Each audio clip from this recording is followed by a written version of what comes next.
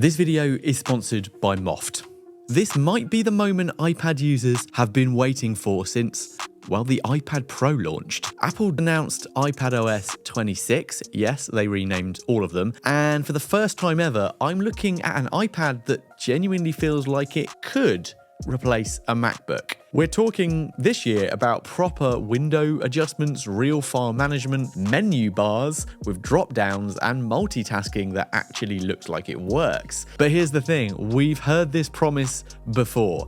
Every iPad update brings whispers of laptop replacement, macOS on the iPad, and every time there's some crucial limitation that kind of keeps us reaching for our MacBooks. So is it different this time? Well, after diving into everything Apple announced at WWDC 2025, I think the answer is complicated, and that's exactly what we need to talk about. Yes, hello, it's Simon. Today, we're going to break down the biggest iPad update in years and the crucial question, can you actually replace your laptop with this thing? Well, if you're an iPad user or just iPad curious, this video is for you. All right, before we judge if this replaces a Mac, let's see exactly how Mac-like it really is. Let's start with the one little detail that Apple showed that made my jaw, well, metaphorically drop. Each app now has a proper menu bar at the top, which you can click with your mouse or trackpad and a little cursor. So you just move that cursor up and boom, you've got file, edit, view menus just like on Mac. There are even minimize and close buttons in the top left that behave exactly like Mac OS. What's more, it looks like we can now grab the little handle in the bottom right of the window and resize that window fluidly. No more being stuck with those predetermined sizes from Apple on iPadOS. Windows can be placed exactly where you want them, overlapping naturally, just like on a Mac. But here's what really caught my attention. Proper windowing on iPad. The tiling feature is clever too. Flick a window to one side and it automatically resizes into familiar iPad split screen modes. Now, Apple's been careful to keep this optional, which I think looks very promising. 2 swipes up from the bottom look like it takes you back to a more traditional iPad interface, because a lot of the time we just want to use it like a screen, and you're not forced into complexity if you don't want it on your iPad. But the real question is, does this actually work? Is it just visual mimicry, or does it genuinely enable Mac-like productivity? Beta users will be able to find out in July, but let me know what you think from what you've seen here. All right, this one is going to be music to many people's ears. The Files app on iPadOS is getting an overhaul, and it desperately needed it. Question is it enough? This is one place that I felt iPadOS has always fallen short. File management. The Files app has always been a pretty interface wrapped around limitations that made real work actually a bit frustrating. And iPadOS 26 seems to be changing that. We've now got these nice adjustable columns showing more information on files. You can customize folder icons and color tags. And so it all feels a bit Mac-like, but the game changer is actually being able to set default apps for opening specific file types. This means that, say, when I open a PDF, it doesn't have to be the default Apple basic viewer. I could likely set it to open with my preferred PDF editor. When I tap an image, it can go perhaps straight to Lightroom or maybe even Pixelmator instead of Photos. This sounds basic, but it's the kind of workflow control that separates tablets from computers, and a lot of power users, creators are going to love this. The dock integration is brilliant too for Files, I think. They finally allowed you to drop Files app folders into the dock, and they can fan out just like your Downloads folder might do on macOS, showing the content. That probably means no more diving through the Files app to find what you need. And Apple have actually even released the Preview app on iPad. We already have quite a lot of good and probably better PDF tools, so that feels a bit more like some box ticking than genuine innovation. I'm not sure. But here's what I think really matters. Can you manage complex projects with multiple file types, folders, and workflows? The tools are finally there, but the real test is going to be whether the experience feels natural or compromised from a desktop when it's crammed onto a touchscreen. But then again, a 13-inch iPad is not that dissimilar to a small Mac these days.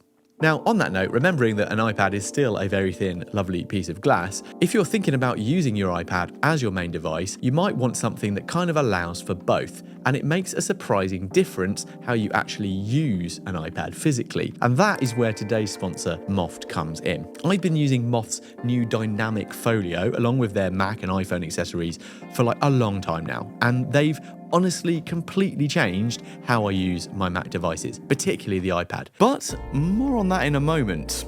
I tend to find that most companies get these kind of accessories wrong by adding too much bulk and dull and flat designs. So I've just kept coming back to Moft's Spark collection and how it adds so much more personality and colour to your Apple ecosystem, while also helping make your device more flexible and inspiring. The origami-inspired designs feel lightweight but premium and really effective with just the right use of magnets to give it some structure. The Mac carry sleeve is a super portable item, doubling as a document pouch and riser stand at both 25 and 15 degrees, and the Movas iPhone case, an invisible tripod stand, has become one of my most asked about accessories. I've used it now, honestly, for years on my phone. I absolutely love it for calls, filming things on the fly, and watching stuff that inspires me. It's a great example of how a tool can and should inspire you as much as the stuff you make. As for the dynamic folio on the iPad, it's one of the best flexible solutions I've found for jumping between work, play, and creative modes on this new iPadOS.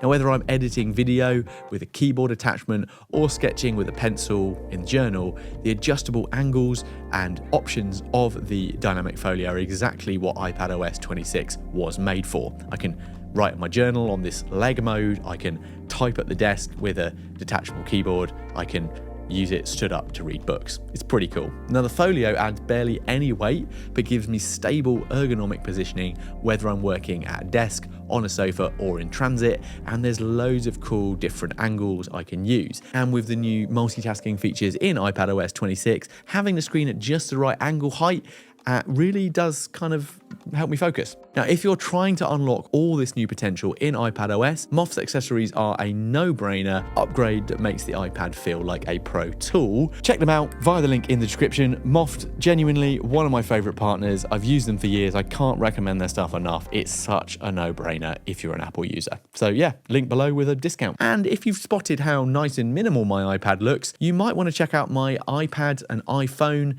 and Mac icon and cover packs, minimal designs that I think go beautifully with this new Mac aesthetic. You can download them at bettercreating.com, and yeah, you can support me, and I think you'll really enjoy them. So yeah, check those out.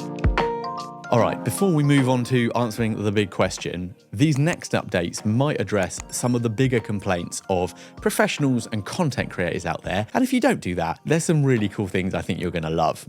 Background tasks on iPad. This is probably the huge low-key update that a lot of people are going to love. With iPadOS 26, you're going to be able to finally export a video in Final Cut Pro and then continue using other apps while processing. I mean, that is a basic computer functionality that the iPad has somehow lacked for over a decade. I'm very pleased to see it. I think it's the computing power now of this Apple Silicon and the M4 chips that really makes it possible. It is a bit embarrassing it took this long, I guess, but finally having it changes everything for video editors and other intensive workflows. And Final Cut on the iPad is actually very good. Audio production gets a major boost with studio quality recording through AirPods and the ability to select specific microphones within apps. This is going to allow for really cool little features that are built in, like voice isolation right inside whatever video app you're using. That essentially means that potentially you can not only choose the mic you want to use, you can record professional podcasts with Zoom or FaceTime on your iPad without any additional software. I wonder if Riverside are getting worried. That's pretty cool. But here's the feature that really intrigued me in this section: local video recording for video calls. And that's where some other services might get worried. You can now record high quality local files during Zoom or Team calls, and the essential part of this is at the end of it you can choose to share it with participants, meaning you've turned your iPad into a portable podcast studio or interview setup. Everyone gets their own high quality file to share afterwards. Pretty cool. I can't wait to try that one out. Now, the Apple Pencil integration with Journal is probably my little notable extra they slipped in at the end. So Apple's journaling app, now you can use the thing the iPad was designed for, the Apple Pencil. It's not just a laptop wannabe. Remember that. Now, these are the kinds of professional features I think that can genuinely replace laptop workflows if the software ecosystem catches up. All right, it's time for some honest talk about whether this truly does replace your MacBook. The honest answer is, it depends entirely on what you do. Now, hear me out, that's not a cop-out. If your workflow involves complex file management, multiple external monitors, specific desktop applications, or heavy multitasking with dozens of browser tabs, you're still better on a MacBook, of course. The iPad, even with these updates, is optimized for focused single-task work. But that's kind of what I love about it. If you're a content creator, a knowledge worker, if you're researching, if you're wanting to do a bit of tactile creativity, and your work is, say, portable, you like using the Apple Pencil for creative work, this could genuinely be your primary computer. The new windowing system handles video editing, graphic design, and document work so much better, I think. Well, I mean, I've not tried it yet, but it looks great. And the sweet spot seems to be people who want one device that can be a tablet and a more flexible tool, but then a laptop when they need it. The Magic Keyboard transforms it into a proper laptop experience, but I've got to say, my favorite is still using a separate keyboard, like this rather nice NuFi number, which I can't tell you how much I'm enjoying. I'll link it below. Yeah, it's great as a throw it in your bag, flexible combination. Okay, so here's the hot take of the video. This video is not about replacing your MacBook. It's about having one device that can do both jobs well instead of needing separate devices for different contexts. The public beta launches in July for iPadOS 26 with the full release in the autumn, and we're talking about 25 because they've kind of named it like they named cars for later in the next year. So we'll have months to test this and work out if it's actually going to work for us. Let me know what you think. Are you ready to try the iPad as your main computer, or are there still deal breakers for you? Let's be realistic. This is evolution, not revolution. The iPad is becoming better, but not a MacBook replacement. And honestly, that might be exactly what it should remain as. The real winner here is choice. If you want a device that can be focused as a tablet and then focused for productivity, iPadOS 26 might finally deliver on that promise. So we've covered the iPad transformation here pretty well, but Apple's wider redesign touches every device in their ecosystem from the OS of 2026. Unless you understand the full picture from iPhone to Mac, you might miss how these changes can really work together. So I recommend you watch this video on how to make the most of the Apple ecosystem, or this one on my full WWDC 2025 breakdown for liquid glass and all the rest of it. Bye.